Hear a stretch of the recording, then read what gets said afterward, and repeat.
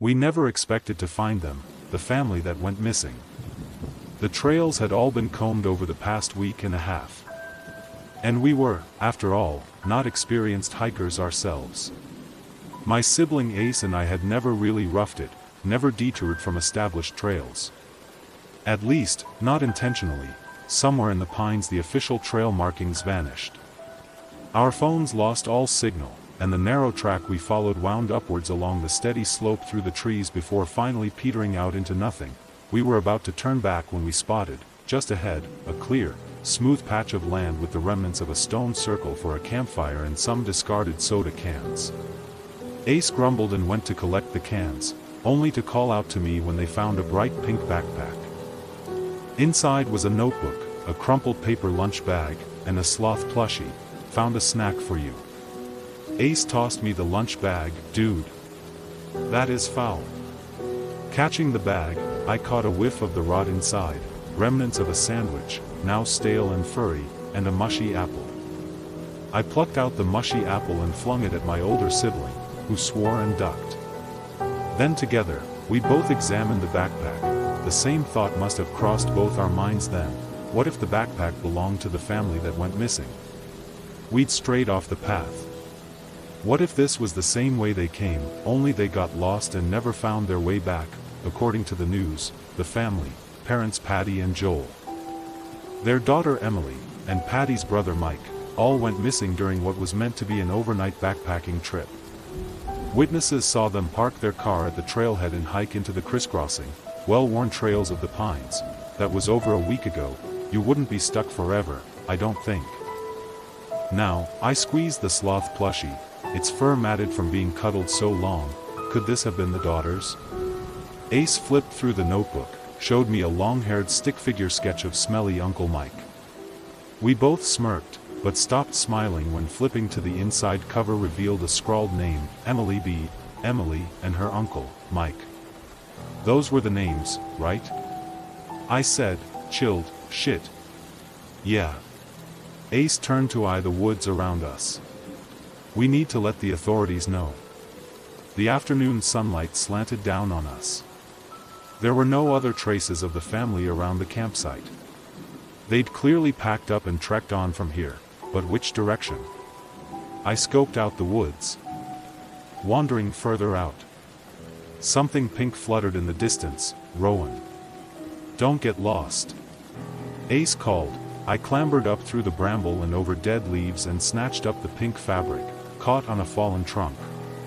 It's a girl's sweater. I hollered. Nearby, a trail wound up the slope.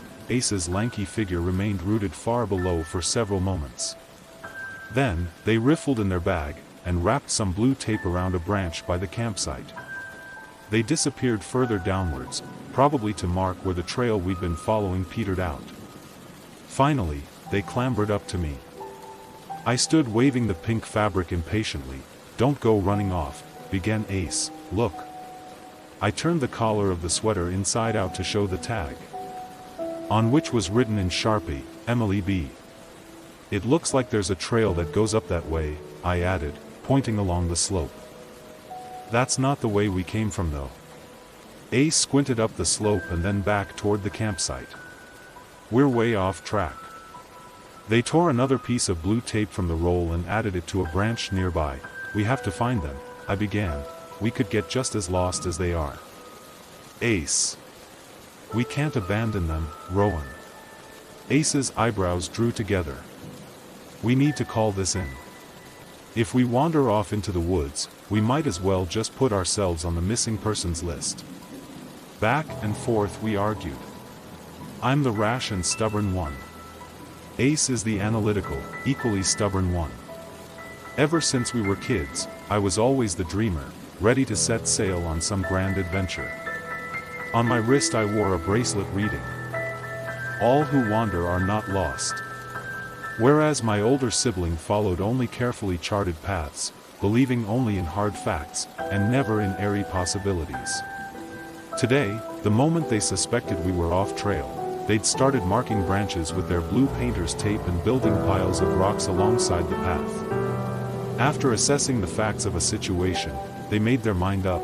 solid as bedrock. You'd move a mountain before you could move Ace, but you'd stop a bullet train before you could stop me, and I growled, think of Emily. I pointed into the woods. She's out there, and she needs her sloth. And if we leave and lose all trace of that lost little girl forever, I will never forgive you. Hesitation on Ace's face. The sun was sinking lower in the afternoon sky, chill starting up my arms, the rays a burning orange that turned Ace's mop of brown hair into a golden halo but darkened their features so I could barely see their scowl. If we were going to find this family before nightfall, we had to start looking now. Ace made a frustrated sound in the back of their throat. Finally they swore, took out their roll of blue tape, and slammed it into my hand. This is the stupidest thing you've ever done. But fine. You do what you're gonna do, and I will go call it in and then come back for you. I'll follow your trail. If you get lost and starve out here and die, I will never, ever forgive you. Mark every fucking tree, Rowan, I will, promise. I will. My sibling hugged me hard, then they spun on their heel and left. And for the record, they shouted over their shoulder, "You are a total moron." I flipped them the bird. Without even looking back to see this gesture, Ace was already raising their arm to flip me off in return. Then I turned and scoured the slope above, there. It was right there, a well-trodden path, winding upwards. I marked it with the tape and started hiking. The temperature seemed to drop as I ascended, as if the air up here was thinner, colder. But the trail itself was wide and free of debris, the afternoon sunlight filtering through the pines and dappling the leaf-strewn trail. It was an easy, uneventful climb, so easy I nearly forgot to mark the trees. It seemed pointless with the path being so clear. I only put up the tape because I'd promised my sibling, making sure that each blue ribbon was an eyeshot of the last. I'd been hiking for about 40 minutes when the path opened up suddenly in front of me, the slope leveling off. And there amidst the trees, in a small clear patch, there was a cabin. A pink thermos sat on the front steps. I rushed over and snatched it up. The surface was covered in stickers of anime characters. Emily's? But then a question entered my mind. Why isn't the cabin on our map? I knew it wasn't on the map because Ace had checked the map relentlessly the moment they realized we were off trail. Maybe it wasn't there because the map was too old, or because the cabin was privately owned, or maybe we'd strayed so far that both the path I'd hiked and this cabin were in an entirely different area, but none of that would explain why the missing family had found this cabin, entered, and remained missing. Still, they must still be inside. With that thought, dread ballooned inside me. If I opened the cabin door, what would I find? Suddenly I very badly wished that my sibling were with me. I've always been the superstitious one, who gets nervous about walking through graveyards at night. Ace never worries about flickering lights or haunted cemeteries or unknown horrors. Ace sees only electrical problems, or soil filled with decaying organic matter. Their fears are always practical: unpaid bills, authoritarian laws, muggings, or violence. Never ghosts, curses, or whatever was waiting in that cabin. I glanced down at the plush sloth in my hand and back at the ajar door. The windows were cracked and dark. Grime caked the glass. The steps creaked as I reached for the door, and I felt my nose wrinkle and my stomach clench because of the smell. A terrible smell. It came wafting on the air. Like garbage and sewage and meat left out to fester. An unbearable chill numbed my arm the moment I gripped the knob. And I braced myself and thrust the door open. To my surprise, not only was the cabin brightly lit, but several faces turned toward me. A thin, tired-looking man raised a hand to his lips for silence. "Wha, are you Joel?" I asked. The man motioned to his lips again, more desperately. A woman at the seat across from him glared at me and shook her head. Her mouth had strange markings across her lips, like she'd drawn stitches over them. A little girl next to the woman looked at me anxiously, her eyes widening as she noticed the tattered sloth in my hand. The last person, a long-haired man seated next to the tired-looking man, did not turn around in his seat or move at all, and I could only see the back of his head. All four of them had their hands holding each other's on the table, except for the finger that Joel had raised to silence me. He motioned me to sit in the chair to his left. This was so strange. I had so many questions. I came over and pushed the sloth toward the little girl, saying as I sat down, "Are you Emily?" "People have been." Then I heard someone silencing me, again the finger at his lips in a stern reprimand, and then the door to the cabin slammed open. I yelped, gasping as a hand gripped mine firmly. Joel had hold of my arm. He jerked me closer and pointed to himself, to his eyes, and closed them. I glanced to his wife, his daughter, already with their eyes squeezed shut. That was all the warning I had before I heard the footsteps, and I started to turn my head. His fingers dug into my arm. I squeezed my eyes closed. Something stepped inside through the open door. Thud. Thud. The scuff of footsteps on the wooden slats. And the sound of chuckling. There was something vaguely familiar about the voice. I couldn't place it, but the longer I listened, the more familiar it seemed, like a word on the tip of my tongue, or a name I couldn't quite remember to a familiar face. The footsteps, and the soft cackling, drew closer. There was also something unpleasant with the footsteps. A smell. The waft of something rotten, or maybe of body odor. And then a whisper in my left ear, as if lips were just next to my skin. A cold, rotten breath. I think it whispered my name.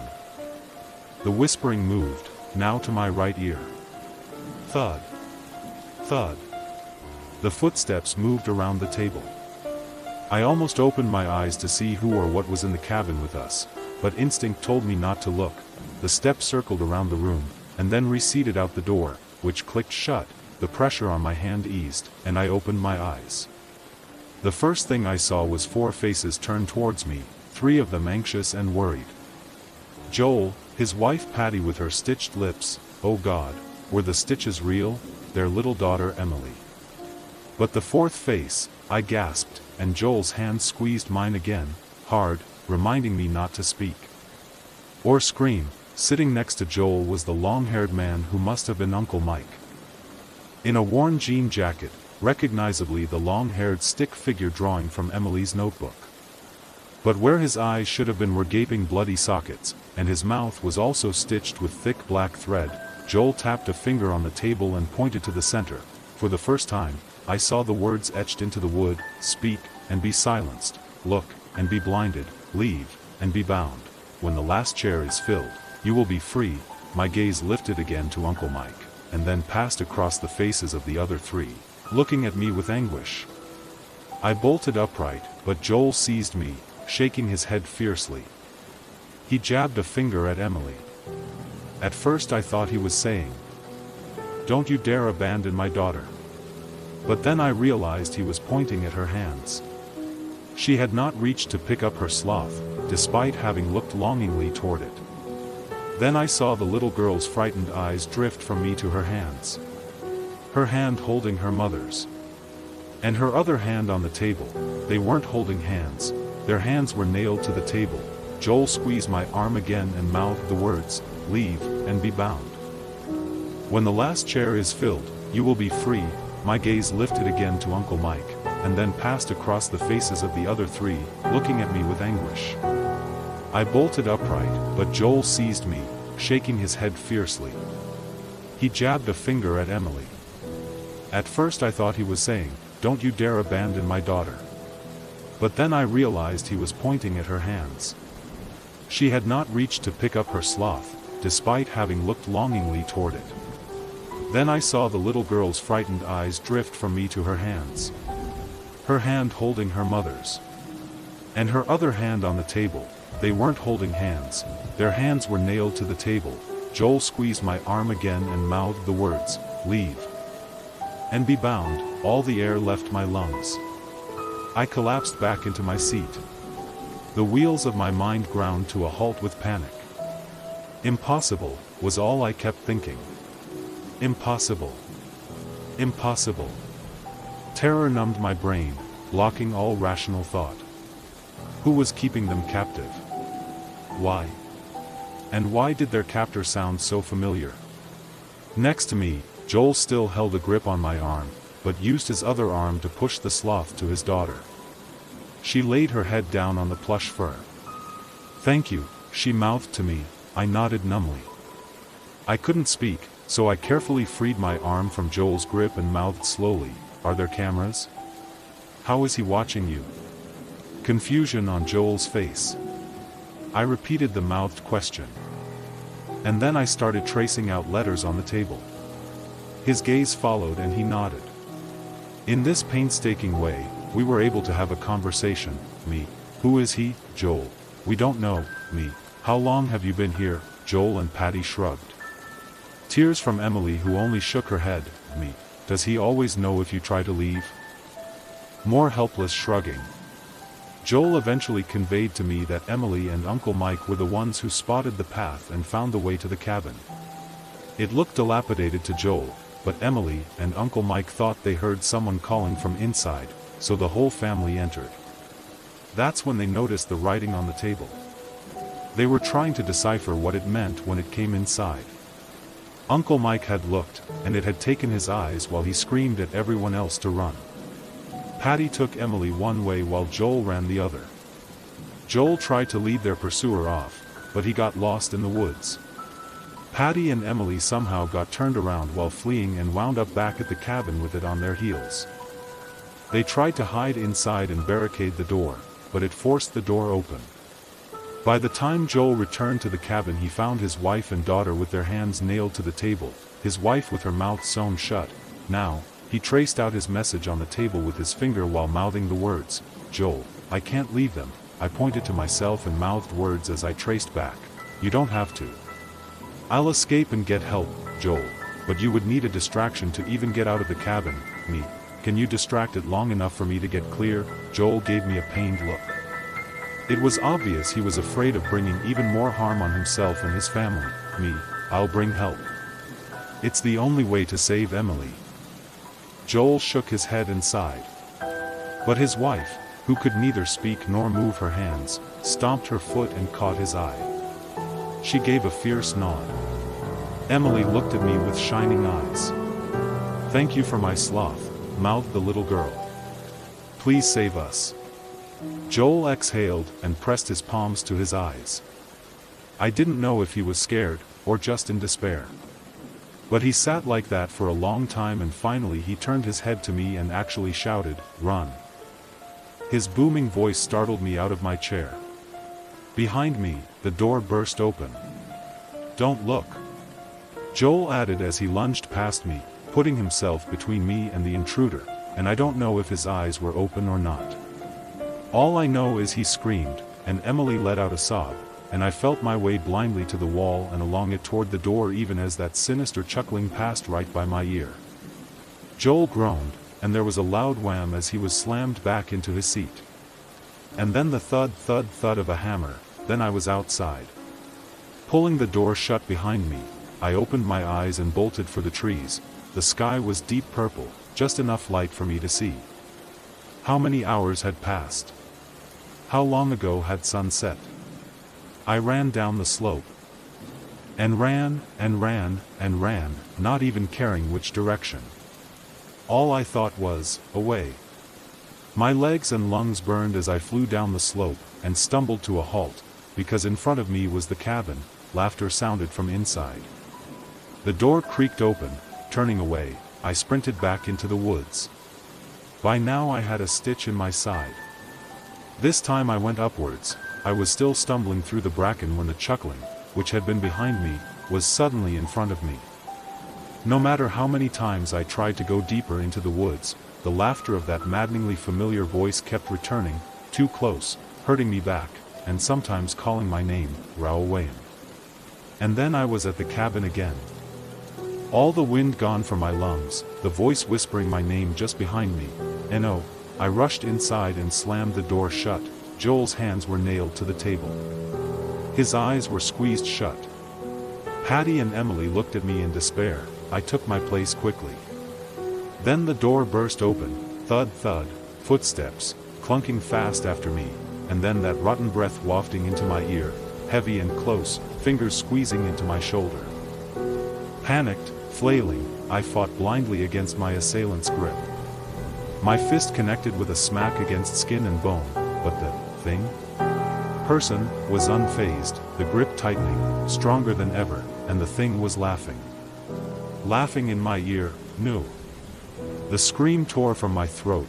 Rowan, its eerily familiar voice growled in my ear. It didn't sound human. And yet I knew its voice, familiar the way a tune is familiar when you've forgotten the words. A tune like a lullaby. Like I'd known this thing from before I was even born. Let me go. I shrieked, I screamed, I spat, I fought with everything I had, but its powerful grip only dug in harder, more painfully, like talons. I felt myself dragged, writhing, from my chair, my heels scraping across the floorboards as it hauled me across the cabin floor. Rowan. Rowan, stop it. It's me, Ace. Suddenly it was just a voice, a human voice, barking at me over and over as I was hauled down the creaking steps and into the dirt. Ace's lanky silhouette leaned over me, their face flushed as they panted with exertion. Gasping, I blinked up at my sibling. The sun was so low in the sky that the stars shone through the skeletal branches. Ace? I groaned. Yes, thank fuck. Gasped Ace, dropping down into the dirt beside me. Oh, thank fuck. I think you broke my nose. What happened? What happened? Hell if I know. Why were you sitting in there holding hands with rotting corpses? Corpses? I whirled to look back at the cabin. We were in the dirt just below the front steps. The door hung open. Inside was dark, but the smell that wafted out made my stomach buck. Ace snatched my arm and pulled me towards the trees. Let's get the fuck away, I jerked back instinctively. But, Emily, I said. I was too confused to do much more than cast a quick look behind me as my sibling tugged me into the pines. The cabin looked even more dilapidated than I remembered, the window panes cracked and missing and the roof sagging like it was about to collapse. Through the darkness of the open door, I could make out vague shapes, still and solemn, positioned around the table. And then Ace was pulling us into the bramble. I asked why we didn't take the path back down, and my older sibling snapped, "There's no path. I was barely able to find your markers." It felt like I was lost between dream and wakefulness, in some strange limbo while Ace shined their phone flashlight around, trying desperately to catch the beam on the occasional blue tape wound round branches, or on piles of stones or pieces of clothing tied around trees. Apparently Ace had supplemented my trail with their socks, a headband, and other items from their pack. Even so, it was harrowing trying to find our way through the darkening twilight. We reached the campsite just as pitch black descended. "Are the police coming?" I asked. "No." Ace still had hold of my hand, as if afraid to let go. I didn't get very far before I decided I'd rather die being stupid with you than go for help and risk losing you. Oh. So. There were no authorities coming to look for us. We built a small fire and huddled together to wait for dawn while Ace told me slowly, haltingly, what they'd seen. They followed my blue tape trail to the cabin and found me sitting at the table, eyes squeezed shut. When I didn't react to my name being called, they noticed the family appeared to have simply died sitting around the table holding hands. And I was holding their hands, too. It freaked them out. Then they saw one of the family had no eyes, that the eyes had been wrenched out and one of the eyeballs was held in the free hand. The man had apparently plucked out his own eyes. Between this and the reek of decomposition, Ace rushed out and threw up. When they finally stopped being sick and came back inside to get me, I came bursting out past them and ran, and they chased me around the cabin 2 or 3 times before they found me sitting back in the chair holding hands again. That's when they grabbed me, and I punched them in the nose. "Oh," I said quietly. And then, dreading the answer, "Did you see anything on the table?" Ace was silent for a long time before grunting, "Yeah. Something about, when the last chair is filled." And it was freaky as shit, because all the chairs were filled except the last one. A strange laugh bubbled in their throat. "You know, I almost felt like sitting down." Weird impulse. Thank God you didn't, I thought. It was Ace's total lack of imagination, their dismissal of that thought as nonsensical, that probably saved them and me. We waited until the sky turned gray, and then we finally staggered to our feet and found our way to the deer trail and back to civilization, where we reported our finding of the missing family. But the family is still missing. The authorities got as far as the campsite before being unable to follow our markers. They are all still there, their spirits trapped within that cabin. Nailed for eternity, for as long as their souls will have to wait. Waiting for me to bring help. I'm sure I could find my way, but I'm too afraid. I don't know what happens if that last chair is filled. I know something will change, but the thought of it happening fills me with the deepest, most terrible dread. If I tell you where to look, will you go and save Emily? You wouldn't be stuck forever, I don't think. When the last chair is filled, you will be free.